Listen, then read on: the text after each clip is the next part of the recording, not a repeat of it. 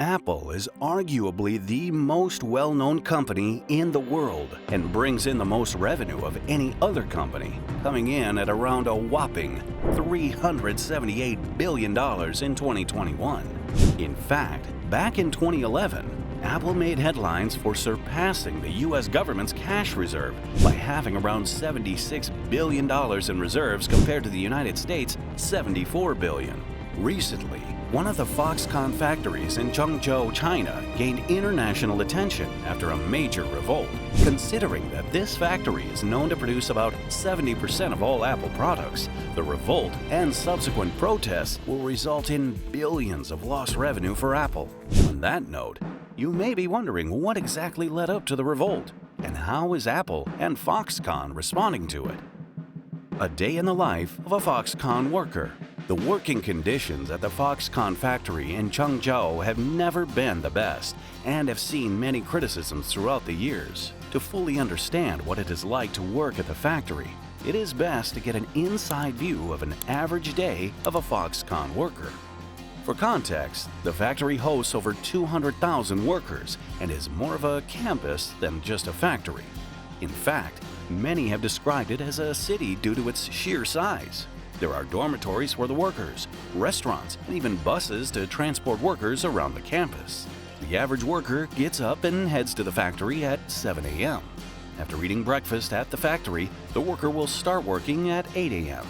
They will then take a lunch break and continue working until 5 p.m., unless overtime is offered, in which case the workday will end around 9 p.m.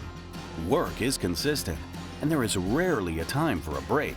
And it is not uncommon for workers to have 12-hour workdays.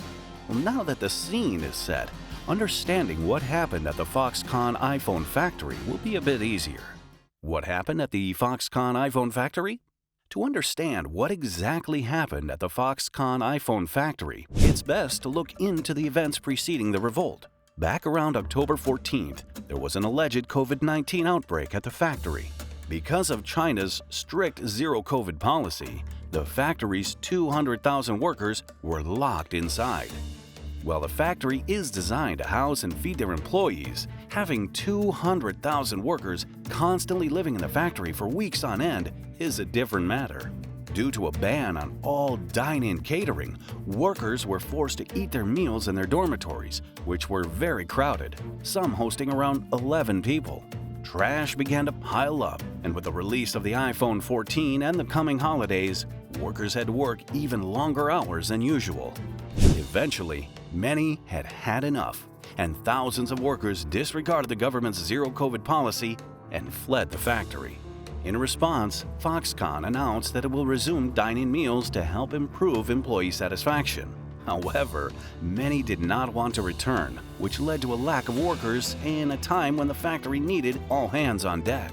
So the factory enticed new potential workers with promises of a big bonus if they decided to work at the factory. As a result, the Foxconn iPhone factory gained many new workers. But that is when things turned ugly. The revolt. The new workers accused the factory of breaking their promise by delaying their bonus payments. Thousands of workers revolted and clashed with China's security forces. In response, Foxconn blamed the situation on a technical error and said that they would pay the employees what they were promised.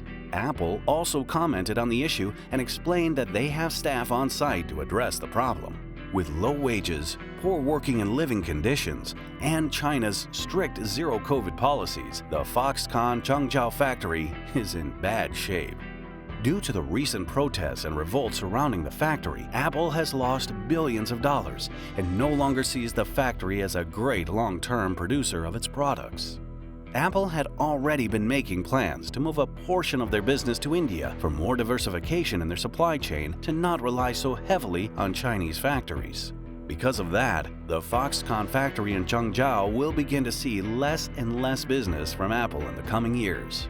How this will reflect on the workers is unknown, but it is likely that many will no longer have jobs at the factory. All in all, the factory protests and recent revolt at the Foxconn iPhone factory can be attributed to three major factors: poor working conditions, China's zero-COVID policy, and broken payment promises. Apple has lost billions of dollars as a result, and the Foxconn factory in China will eventually see Apple pull a portion of their business away in the coming years.